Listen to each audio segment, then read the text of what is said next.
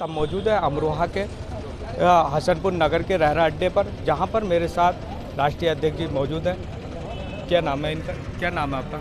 मेरा नाम डॉक्टर दिग्विजय भाटी है और हम लोग एक भारतीय किसान यूनियन बी आर अम्बेडकर चलाते हैं। मैं राष्ट्रीय अध्यक्ष हूँ भारतीय किसान यूनियन बी आर अम्बेडकर। आज पुतला फूका, क्या है ये पुतला हमने इस वजह से फूका है कि इन्होंने नीरज पांडे हैं डायरेक्टर इसके, इन्होंने घूसखोर पंडित एक फिल्म बनाई है। आप बताइए, घूसखोर पंडित फिल्म उन्होंने बनाई, आज घूसखोर पंडित बनाई है, कल को घूसखोर जाट बनाएंगे, परसों को घूसखोर खड़गवंशी बनाएंगे।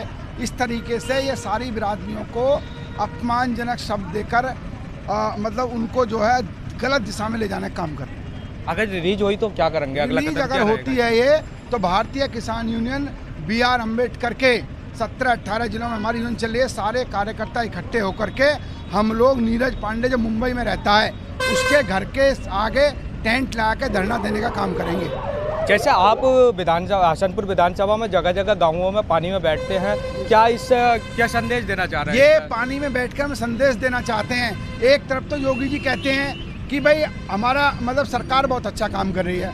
अरे भाई, जब सरकार काम अच्छा कर रही है तो जिन गाँव में घोटे घोटे पानी है, क्या उन गाँव में काम क्यों नहीं हो पा रहा है? उनमें विधायक जी कहाँ सोए हुए हैं, या सांसद जी कहाँ सोए हुए हैं, या जिला पंचायत कहाँ सोए हुए हैं? भाई, हम ये दिखाना चाहते हैं आईना सरकार को कि जो आप बोल रहे हो, आपकी करनी और कथनी में अंतर है।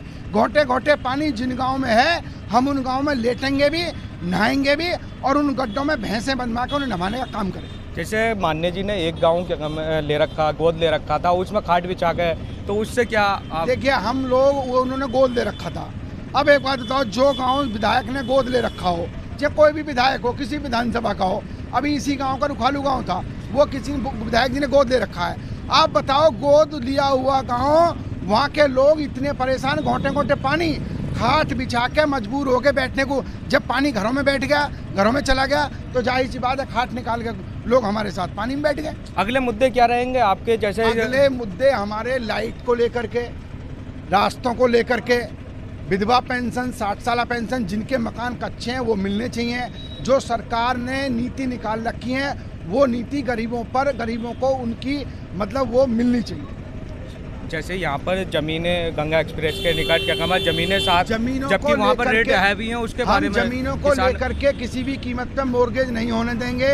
हम उन लोगों से बात हो गई है, मंगरौली, मंगरौला, हाकमपुर, रुस्तम और दौलतपुर और साहब क्या नाम है, कुटी, उससे आगे ढकिया और इन जितने गांव में ज़मीन जा रही है उन सब लोगों से हमारी बात हो रही है।